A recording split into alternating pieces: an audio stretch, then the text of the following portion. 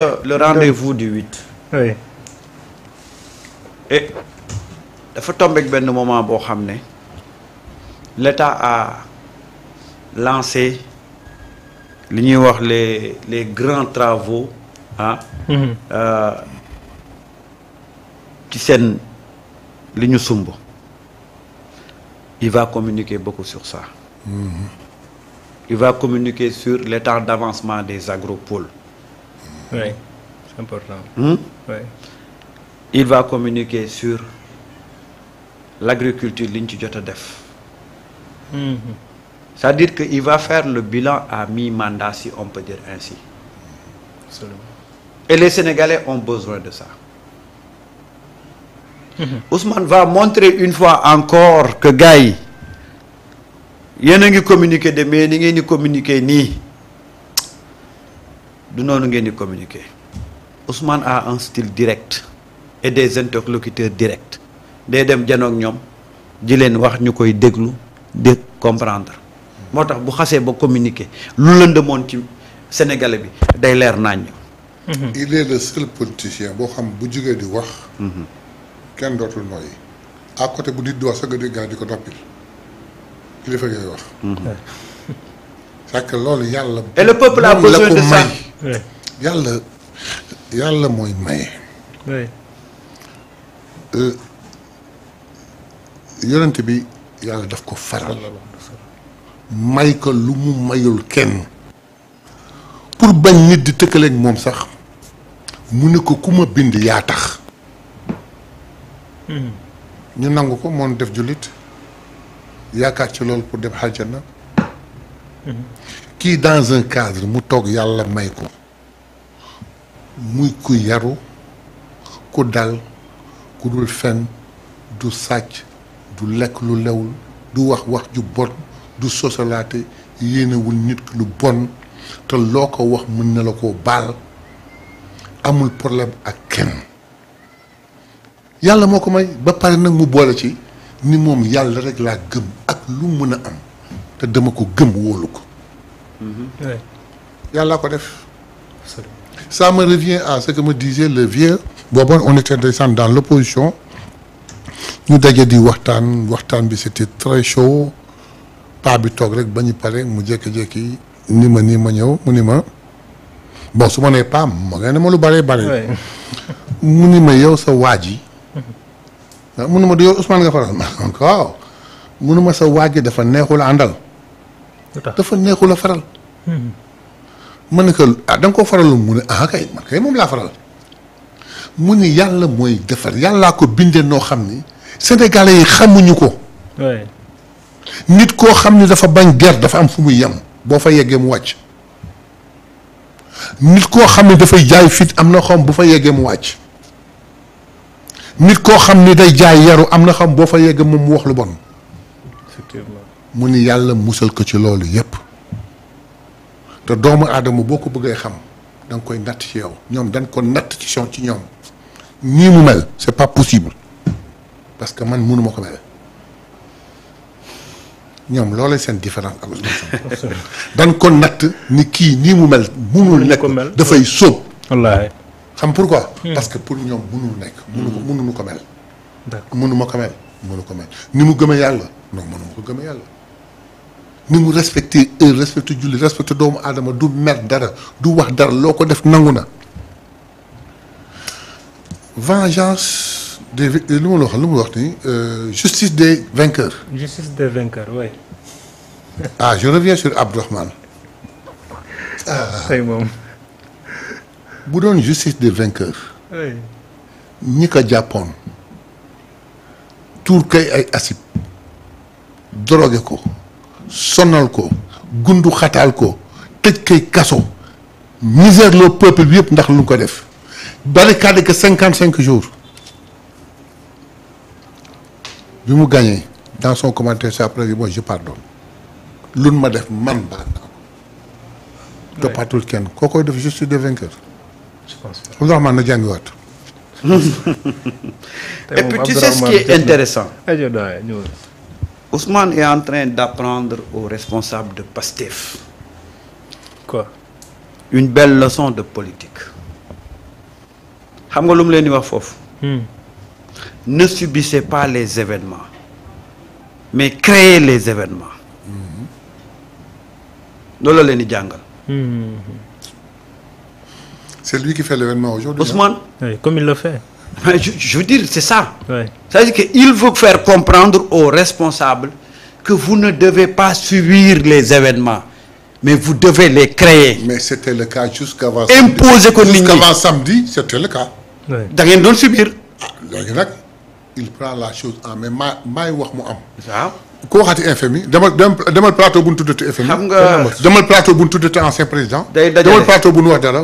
on ne parle que de Ousmane. Absolument. day dajale. C'est vrai. di dajale di dajale di dajale bu jógee. ah benn waxam réglé na ñëpp mooy Albouri. xoolal ni mu changé le débat comme si Olivier Sur mosul ñëw fii. voilà Ouli. comme si Macky Sall mosu fi envoyé nit. Oui. Et pourtant à chaque fois il vous montre la voie que ni ngeen toll ak li ngeen yor waru leen subir les événements. Le débat était pollué. Absolument. Très poli. Avec beaucoup de Très manipulation. poli. 3 minutes la jël pour changer 1 mois de débat. 3 minutes moo changé 1 mois de débat moo changé sujet bi bañ ñu toppee dañuy Badara Gadiaga li mu wax Badara Gadiaga benn jour la Ousmane génn kenn waxatul moo xoolal ca la nag. Mais ca lañ ce gars-là on l'a oublié moom beneen boy bi. Ousmane ko oublié loo nit ñi. on l'a oublié. hein Oh, Abdou. moo ak loolu kii. Abdou Nguer. on les a oubliés ndeysaan. na leen yàlla tax. xoolal ba mu génnee la gars yi bàyyi ci jooju. Oui, il est trop fort. C'est-à-dire que Ousmane kenn du ko imposer débat surtout quand c'est des futilités. Toujours da leen koy wax il faut élever le niveau du débat. yéen da ngeen gagné. yor seen projet nekk ci ñi nga xam ne tey bu affaire yi jaaroon yoon waroon na leen fekk kaso war a bëgg leen yéen ñëw imposer leen le débat public. C'est ça que Ousmane refuse. ak dina dicté yoon muy jaar. Oui. C'est pourquoi à chaque fois su débat bi pollué rek day génn def benn sortie rek changer cap te gis nga ni mu ko dëxëñee daf ne y aura un avant 8 novembre. mooy nekk di xew ni Y aura un pendant 8 novembre mooy le jour J et y aura un après 8 novembre. Qu'est-ce qu'il veut dire? ah Man foofu lan la fa bëgg a wax. Parce que Sénégalais yu bari ñu ngi koy interpréter nu nekk yow ban interprétation nga ci am. non c'est très simple. mooy. Ousmane daf ñoo téye ci manifestation yam bi lu mu dee fii ak 1 mois danañ ci nekk. ñoom kat njatt nañu. ku waxati leneen neexul. oui.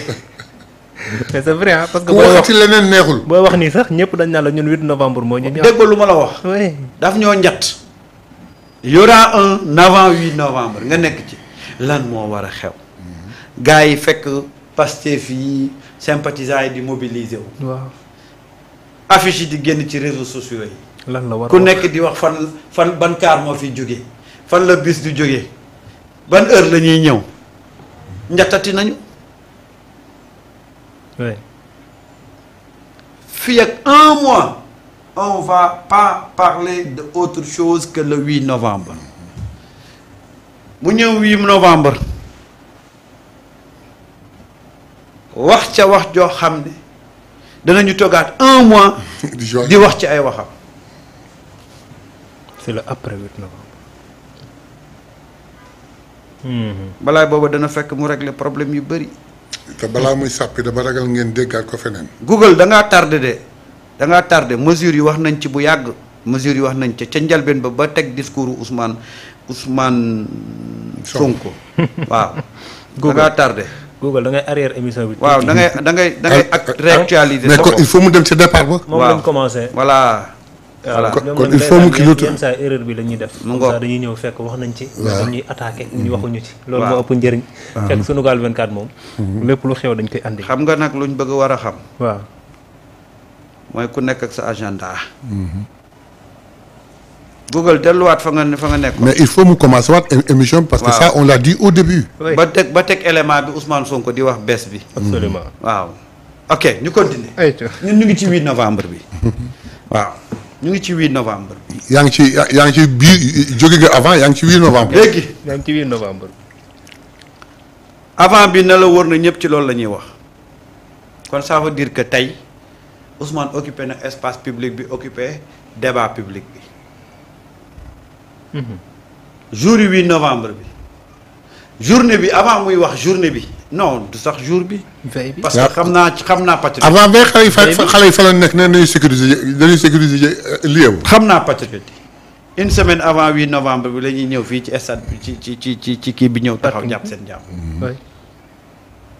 xam nga Ousmane dafa xam njabootam. wallaahi. gis nga quand tu as une communauté aussi dynamique da nga leen di jox matière. Ouais. gis nga le patriote par essence buggul toogaay buggul oisiveté donc dañ leen mooñee ñu nekk ay nit yu speed ay nit yoo xam ne foo leen fekk ñu ngi ci activité. oui. moo tax vivement que chantier yi commencé agropole yi ba xale yi dem commencé liggéey ndax ñoom dañ leen mooñaalee être toujours actif. gis nga fi mu nekk nii le fait que rek ñu ne leen le 8 dañuy def ndajaloo ah ils sont très heureux parce que li ñu yéene Ousmane moo kawe.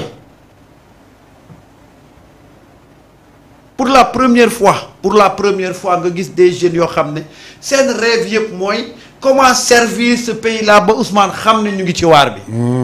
te xaaruñu ko ci dara. déedéet. absolument. ah na nga xool bus yeeg la leen fay indeek ah. oui. ñoom ñëpp ñoo koy génne ci seeni poche. gis naa léegi kuy wax set setal la set. loolu lépp ñoom ñoo ko créé seen bopp déggoo lu ma la ñun li ñu am. quand des députés de Pastef font appel en disant que xaw ma kan de waaye sama salaire mois bii. lépp bis laa koy rangale. jëm la wit xam nga pour la première fois. dafa am lu ñu gëm. ñu am une population des citoyens yuy concurrencer pour def ci réew mi. pour la première fois. nous avons aujourd'hui une énergie positive qu'on doit récupérer le plus rapidement possible pour mu jëriñ askan wi. oui. mooy cette dynamique là bi am ci biir les gens qui se retrouvent autour de Ousmane Sonko tey xam nga lan mooy seen concurrence. kan moo gën a bëgg Sénégal. kan moo gën a pare pour sacrifier wu pour Sénégal tey loolu la ñu am Sénégal. absolument. li ñu am Sénégal c'est une chance. c'est une première mag ndaw góor jigéen koo ci gis yitteem yëpp mooy ñu ne ko acca rek am nga occasion pour servir le pays mu soobu ci. et ça lii waruñ ko bàyyi mu fay. et dafa nekkoon di nelaw Ousmane a bien compris di tax mu créer événement le 8. ouais. parce que la flamme était en train petit à petit di fay. mais xoolal ba mu waxee xoolal dynamique bi mu créé waat ci biir nit ñi Ousmane kenn du ko yàqal digganteem ak njabootam. jamais. kenn du ko ci détourné. kenn dara ko. gis nga sortie bi ça vient à son heure parce que nag nañ ko wax ça commencé un peu à di temps kii bi di wàcc dynamique bi di wàcc waaye xoolal ba mu waxee man dama ci réseaux sociaux yi laay fanaan gis naa ci ay nit yoo xam ne qui était très actif dans les réseaux sociaux dañoo disparaître woon waaye keroog ba Ousmane waxee. ca lañ ne waat poulet mel ni ay sànqale. participer ci communication. non déggoo lu ma la wax. mode de vidéo bu ne yaa ngi koy gis. ah. mode de propagande bu ne yaa ngi koy gis dafa fekk ne rek Ousmane. xam nga la askan bee ko gënal sax. gis nga la machine bi nekk derrière Ousmane Sonko ah. force de frappe am. xajul fenn. xajul ci kenn. xajul ci kenn. gis nga machine boobu xajul fenn xajul ci kenn te kenn rek a ko mën a taal. mooy borom machine bi. wallaay le 8. tu verras quelque chose boo xam ne da nga naan est-ce que Ousmane fii la toll. yow bu ay xale demee ba naan. mais daf ciy baax ndax yaa booy yëpp noppi. waaw. comme ça ñi ñëm noppi. parce que bu xale yi naan keroog bañ ne Ousmane daa feebar xale yi ne ñoom dañuy feebar ba keroog Ousmane di wër ñuy doog a wër. am na ci koo xam ne dana moom sax guddi dana naan garab. même bu feebarul. waaw jigéen oo na ma ndeysaan. ndeysaan ndeysaan oo ma jooy. mbir bi du mbiru politique. jigéen oo ma jooy.